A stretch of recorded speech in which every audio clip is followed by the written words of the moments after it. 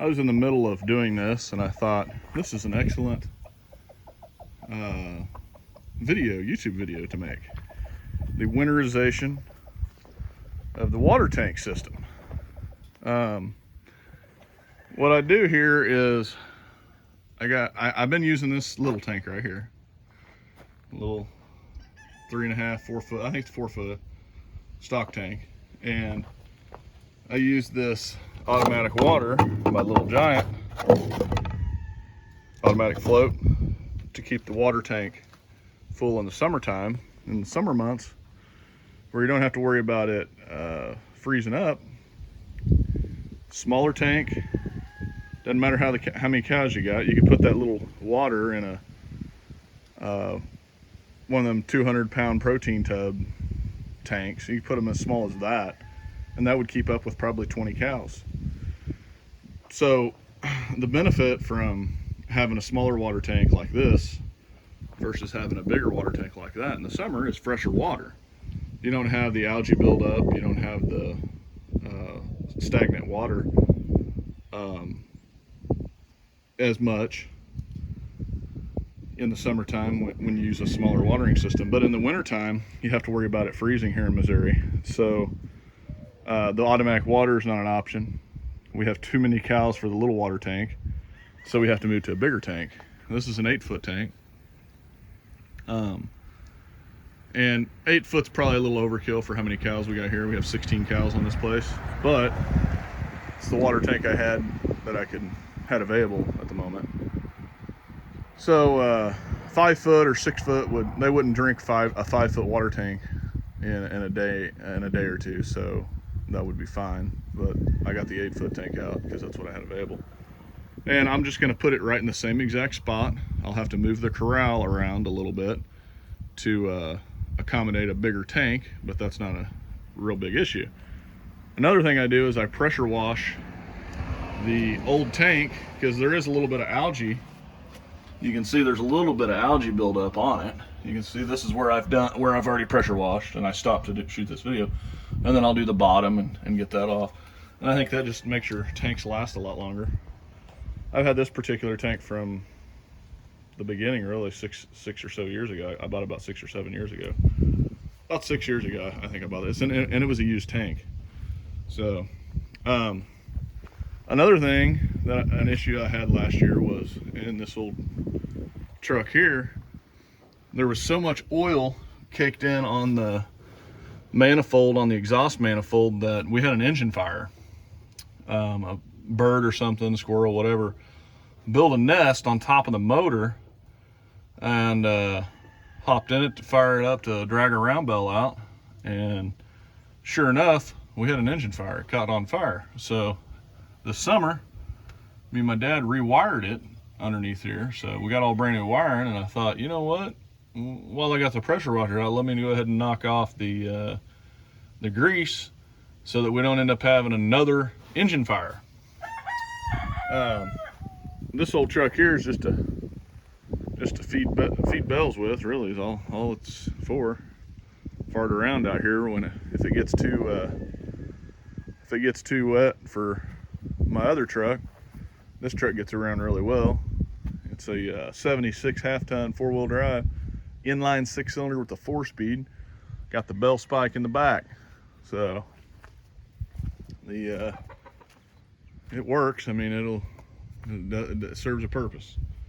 So try not to use it a whole heck of a lot when it's wet out, but if I got to move a whole bunch of round bells to Belgraves or something, this thing's pretty quick to do that. Rather than a tractor, you can get a lot more work done with this thing. And I'm in it right, so it's not eating no grass, so there's no reason in getting rid of that. But anyways, I just want to shoot a quick video of the stock tank setup here. And the other thing that I haven't got out of the barn yet is the stock tank heater, and the well house is right there, so I got a plug in there. I can just plug the stock tank heater in there. And with an 8-foot tank, stock tank heater is probably only going to keep about maybe a third of that unfrozen during the Missouri winters. So, which it's really easy. All you have to do is just move the stock tank heater every couple of days, and you don't have an issue. So, or bust a little ice maybe here and there. But anyways, I'll finish the video with it after it's all finished and set up. Thanks. Hold on a second. Now it's set up. Didn't take me about 15 minutes to do this. The tank's, I got the automatic water on just to fill it up because I got some other stuff I need to do today. So I'm gonna just turn it on and walk off and let it fill up. But I will take that out, and then I couldn't find my stock tank heater, of course. It wasn't in the well house. So I got the heat lamp plugged in the well house. But that's pretty much it.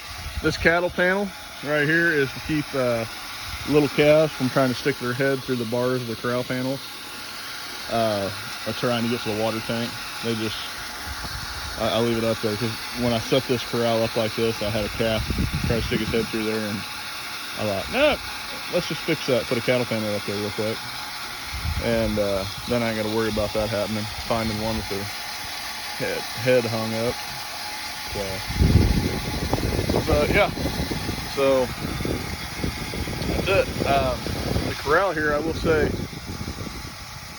when we're working cows, because the water tank is in the corral, what I do is I take a panel and put from this connection all the way around to that connection over there, a couple of panels, and then that makes it where you don't have one jumping in the water tank. I know I've worked cows in places before where the water tank is in the corral, and yeah, that's a good idea to keep them walking through the corral, getting used to it and everything. But it always seems to, like, when you go to work cows in there, round them up, you got one jumping in the water tank and everything else, and the way I've set mine up is two corral panels fits perfect, and then you just eliminate the water tank, and then you're ready to work cows. So, but yeah, that little tip and little trick right there will save you a lot of pain in the wintertime. Just get you a bigger stock tank and change it out, and then you ain't got to worry about the cows running out of water. And in the summertime, that automatic water, it's watered 40 head before in that little tank, and the most I've ever seen it down was maybe a couple 3 inches with them all standing up here taking drinks in the middle of the hot summer. It'll fill it up, and it's just simple, easy. It's, you know, every day I walk by the water tank to make sure there's water in the tank, but you don't have to put the hose on and throw the hose in. You don't have to worry about all of that with the automatic water. So 25 bucks, I think it was, $24.99, I think. It's the best thing you can buy to save you time in the summertime. But in the winter, it would definitely freeze up. Just can't do that. So anyways, I will end the video now. Thanks for watching.